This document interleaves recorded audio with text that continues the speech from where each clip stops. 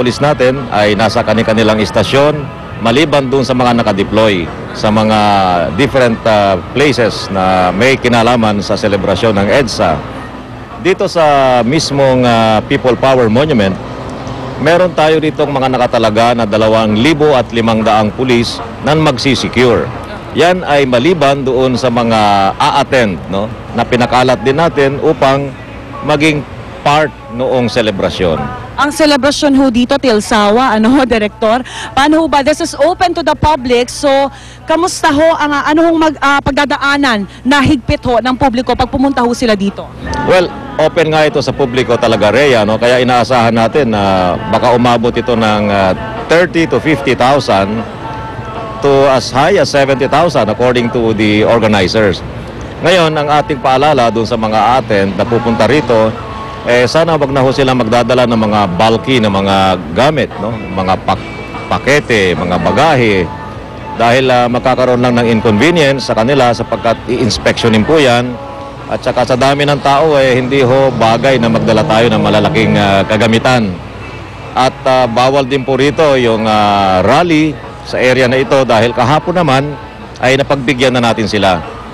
We allowed them to get as near as possible dito sa People Power Monument at saka doon sa EDSA Shrine dahil sabi nga nila meron din silang karapatang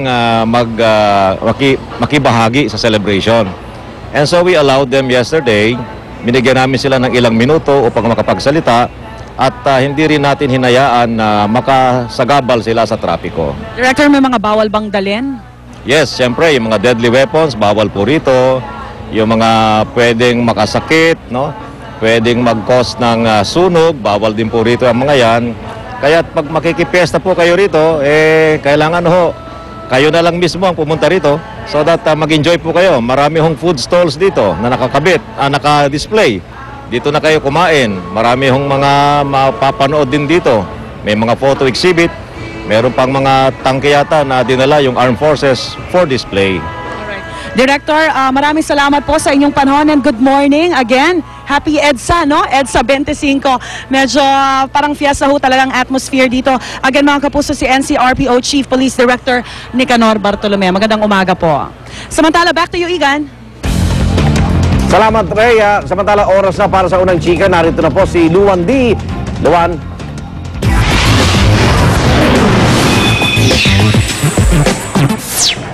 Salamat, Igan. International singing sensation na si Charisse itinanghal na Best New Artist ng isang radio station sa Japan. Kalat na nga po sa Twitter ang pagkapanalo ni Charisse sa online awards ng J-Wave Tokyo Hot 100. Tinalo niya sina Justin Bieber, Keisha at ang half Pinoy na si Bruno Mars sa naturang kategorya. Mabilis ding ni-retweet ng international singer na si Lea Salonga ang good news.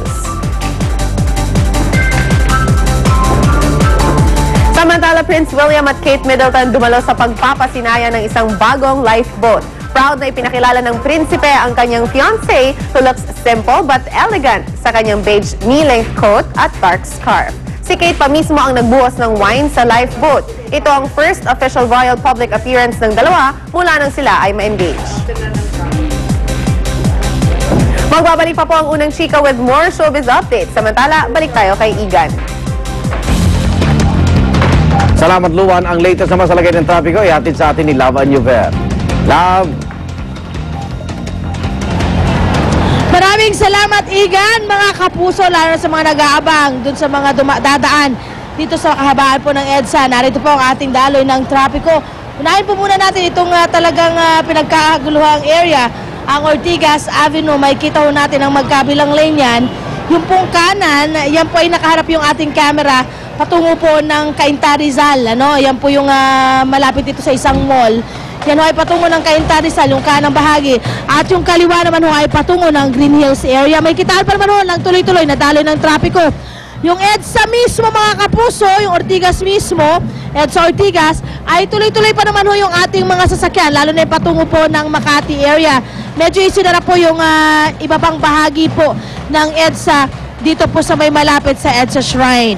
Via GMA Traffic System naman ho, makikita natin ang EDSA Kamuning na tuloy-tuloy naman po sa umagang ito ang daloy ng trapiko na magkabilang lane.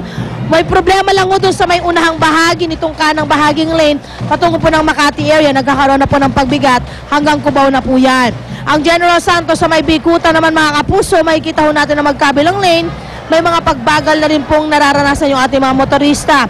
At ang EDSA sa may People Power Monument, yan po yung nakaharap po yung kaliwang bahagi.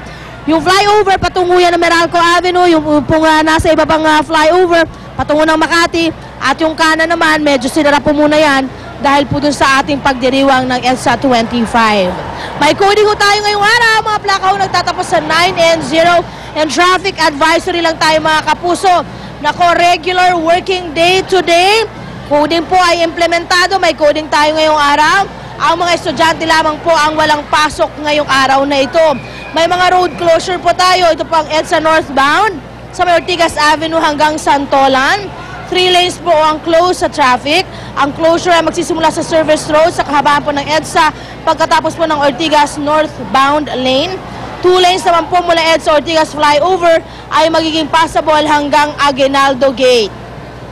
Ang total closure po nito nagsimula kaninang alas 6 hanggang mamayang alas 9 ng umaga, at ang partial closure naman po ay 9 a.m. onwards naman po yan.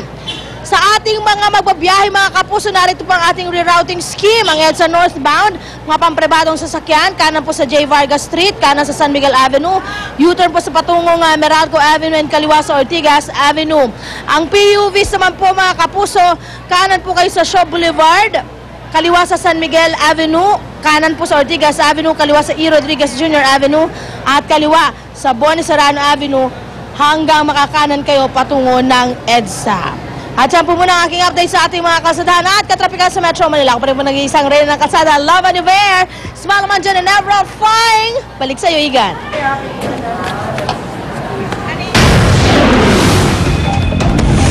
At ang hirit namin mamaya, isang warehouse sa Taguig na sunog. At lalaki patay matapos mahulog sa balon sa Lawag, Ilocos Norte. At narito po sina Suzy, Lynn at Drew. Salamat, Igan. At abalang-abala po ang lahat sa EDSA kung saan buong araw ang pagdiriwang para sa ika-25 anibersaryo ng 1986 People Power Revolution. At yan, bibito sa atin ni Ate Susan